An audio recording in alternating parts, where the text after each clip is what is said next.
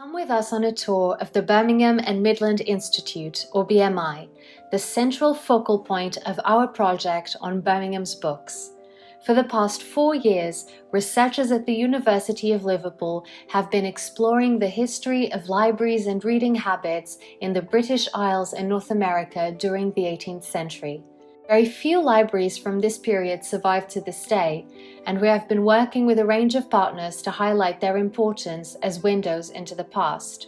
Birmingham's books look specifically at the books of the BMI, exploring what role these books played in Birmingham's past and thinking about what new meanings they might take on in the community today, especially in promoting the sense of community, local pride and belonging that sits at the heart of the government's levelling up agenda. We were looking for books that readers in Birmingham bought 250 years ago to provide self-education, entertainment, and civic improvement. Unfortunately, many of these books were broken up in the 1970s for reasons that we're still not sure about, and left forgotten in newspaper wrappers at the BMI until they were recently discovered. The question we're asking as part of this project is what these books can tell us about what and how people were reading during Birmingham's transition from obscure Midlands market town to a leading powerhouse of the Industrial Revolution. First, just a little bit about Birmingham Library. It was established as a private membership library or subscription library in 1779 when manufacturer John Lee founded it. The private lending library was categorized in 1781 by famous scientist and philosopher Joseph Priestley, and they still use his categorization system to this day. While at most types of pre-modern lending libraries, the choice of books was controlled by a single authority figure, a bookseller who rented books for profit, a benefactor who bequeathed his books to the local community. At membership subscription libraries, like the Birmingham Library, these decisions were made by ordinary members. Because of this, the range of books it holds gives us a strong representation today of the reading tastes and interests of Birmingham's library members 250 years ago. In 1955, the library stopped being an independent organization and became merged with the Birmingham and Midland Institute. The existence of these books, wrapped in newspaper, has come to light as a result of the research that the University of Liverpool has been undertaking with the BMI. The library is run entirely by volunteers, led by Samina, the honorary librarian. As part of the 18th Century Libraries project, we have been looking at what we call the unbound books. We have about 1,500 books that were wrapped in newspaper in the 1970s, 1977 potentially, because that's the date on all the newspapers. We don't know why. We've gone through the minute books and we've found that there were 3 deliberate appeals for money for a rebinding project as part of the bicentenary in 1979. But sadly, we don't have a definitive list of the books that were debound, because that would be very helpful, because there are some that are in circulation. So we have all these books. I started here about 8 years ago, and I've moved them 3 times. So it's nice that we're actually getting on and starting to look through them properly now. The problem with wrapping them in newspaper, which is what you did with all your precious things in the 1970s, is that the acid in the newspaper actually eats into the books. So as part of the preservation of the books, we have to use things that are acid-free. So we have acid-free bookmarks, we have acid-free tape. So we are releasing the books from the newspaper, which is injuring the books, and then noting them down and comparing them with national and international holdings. They were all wrapped up very neatly. The title of the book is written on the side, not always correctly, which is slightly concerning. So, remove the newspaper. The reason that these books are exciting is because they potentially give us a snapshot of the most used books from the first 200 years of the library. So that's why these books are precious but also damaged. But they've all been deliberately debound. So there must have been a reason for that. We will continue to find out what that was. So you can see here that this brown is where the newspaper, the acid from the newspaper has leached into the paper. This is the voyage of Governor Philip to Botany Bay from 1789. So, nice book, bit of spillage.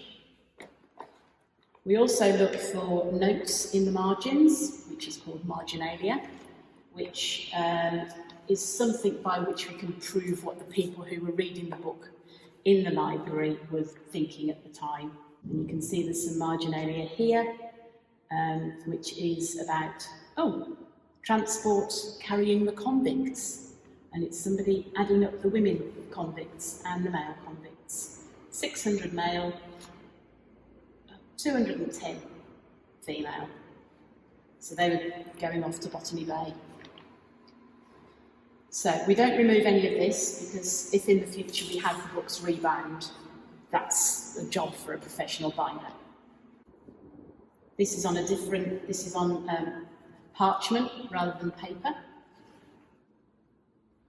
But it's a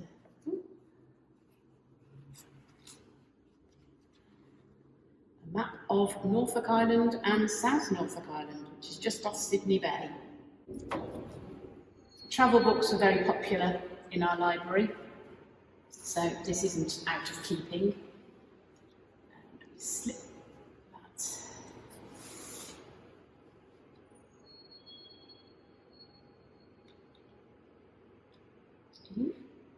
So that it will stay there. Right, because we've exposed the book, we now need to tie it up so that it doesn't damage itself. You need to keep the laces as flat as possible so they do as little damage as possible. And you also have to have the bow on one of the sides so that when the books are on top of each other they don't damage the book, the knot doesn't damage the book. And we don't tie it so tight that nobody can ever undo it again, because the idea is that you can get into the book when you need it.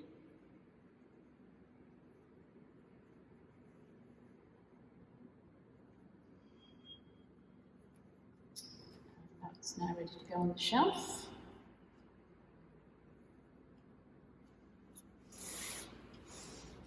Like that. And then we record everything on a piece of paper and we put it onto a spreadsheet, and that's what we're doing when we compare our holdings with the holdings internationally and nationally. Tamina and her team of volunteers have been doing the important work of unwrapping these books, identifying them and cataloguing them.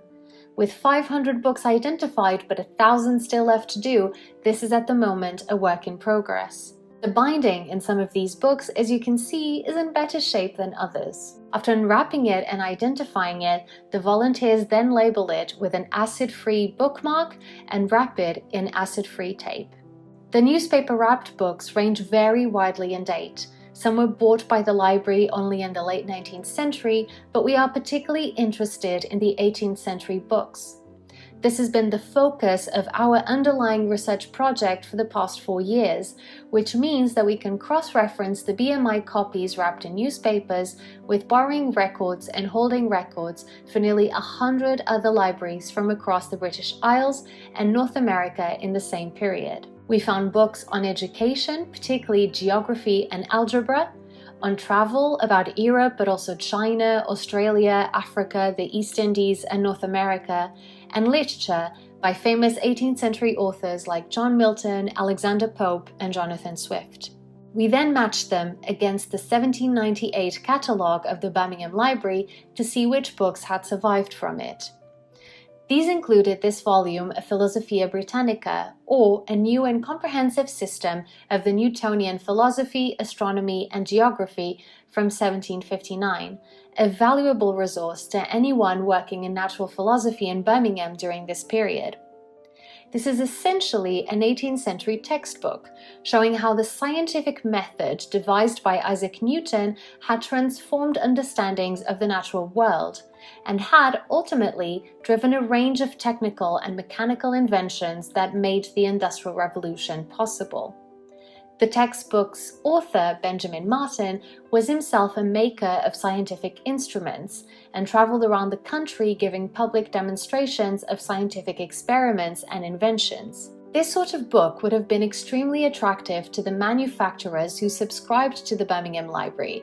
It helped them keep up to date with the latest technical innovations and would have given them lots of ideas about how to manufacture goods more efficiently and effectively, and about the latest industrial machines on the market.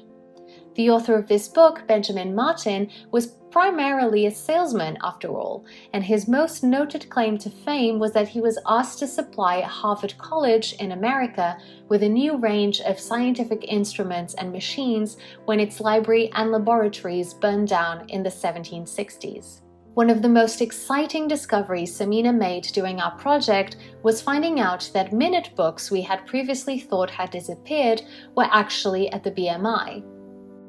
We knew that since 1790 the minutes of committee and general meetings from the library had been preserved, as they are quoted in Charles Parrish's 1966 History of the Birmingham Library. However, those belonging to the 18th century, and so the period we were interested in, had been lost until now. They aren't the most detailed minute books we have ever seen, but they do, for example, contain lists of the books the members chose to order at each meeting, note down whenever a lack of funds meant that further ordering of books was postponed. We've all been there. The notes for each meeting have a list of fines given out for damaged books, including some which were completely destroyed in one instance or damaged by a carriage, another instance. The library members clearly didn't have a problem with handing out a fine when a member went against its rules for the preservation of the books. Books were first ordered by the Birmingham Library in the 18th century, they would have arrived in stitched parcels of paper. It was then for the library itself to have the book bound. There are books on the shelves at the BMI that sit in their original bindings and have never been rebound. Equally, other very popular books had already been rebound, possibly multiple times, through the course of the 19th and 20th centuries. Amongst these, we found something really interesting. We're always looking for marginalia, notes written down in the pages of books, as this is great evidence as to how people were reading and thinking about the books. We picked up the various volumes of David Hume's very popular History of England, first published in 1754, in the hopes of finding some, and we weren't disappointed. In the volume about Cromwell and the Commonwealth, Hume writes, "The royalists had been influenced by the king to remain quiet and to cover themselves under the appearance of republicans." And someone has commented sarcastically on the margin, "Beautiful for a defendant of the faith." This sort of comment and others like them allow us to eavesdrop on the library members' interaction with this particular book. In this case, the comments speak to the continued relevance of the Civil War and Commonwealth for readers living through the American and French Revolutions, and potentially also to the strongly religious character of 18th century society. Indeed, the Birmingham Library suffered its own civil war in the 1790s, when a group of religious nonconformists who were dissatisfied with the kind of books that were being ordered by the library broke away to found their own rival membership library. Libraries were something that mattered keenly to people living in 18th century Birmingham, and finding out more about their books reveals so much about the society in which they lived. We had an amazing time doing detective work around the BMI and working with the fantastic team of volunteers there. As the volunteers continue to bring these hundreds of newspaper-wrapped books to life, we look forward to finding out more about the reading habits of people in 18th century Birmingham.